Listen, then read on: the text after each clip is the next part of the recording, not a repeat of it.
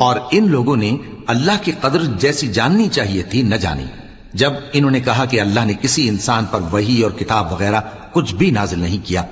کہو کہ جو کتاب موسیٰ لے کر آئے تھے اسے کس نے نازل کیا تھا؟ جو لوگوں کے لیے نور اور ہدایت تھی، اور جسے تم نے علیحدہ علیحدہ اوراق پر نقل کر رکھا ہے کہ ان کے کچھ حصے کو تو ظاہر کرتے ہو اور اکثر کو چھپاتے ہو۔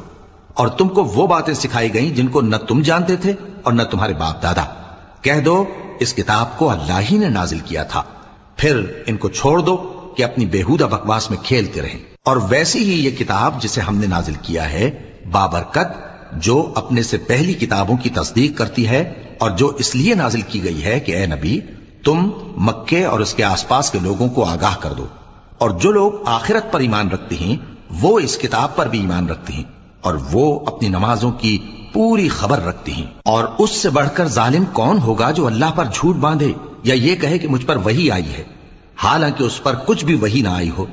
اور جو یہ کہے کہ جس طرح کی کتاب اللہ نے نازل کی ہے اسی طرح کی میں بھی بنا لیتا ہوں۔ اور کاش تم ان ظالم یعنی مشرک لوگوں کو اس وقت دیکھو جب موت کی سختیوں میں مبتلا ہوں اور فرشتے ان کی طرف ہاتھ بڑھا رہے ہوں کہ نکالو اپنی جانیں، آج تم کو ذلت کے عذاب کی سزا دی جائے گی، اس لیے کہ تم اللہ پر جھوٹ بولا کرتے تھے اور اس کی آیتوں سے سرکشی کرتے تھے۔ اور جیسا ہم نے تم لوگوں کو پہلی بار پیدا کیا تھا ایسا ہی آج اکیلے اکیلے تم ہمارے پاس آ گئے، اور جو مال و متاع ہم نے تمہیں عطا فرمایا تھا وہ سب اپنی پیٹھ پیچھے چھوڑ آئے،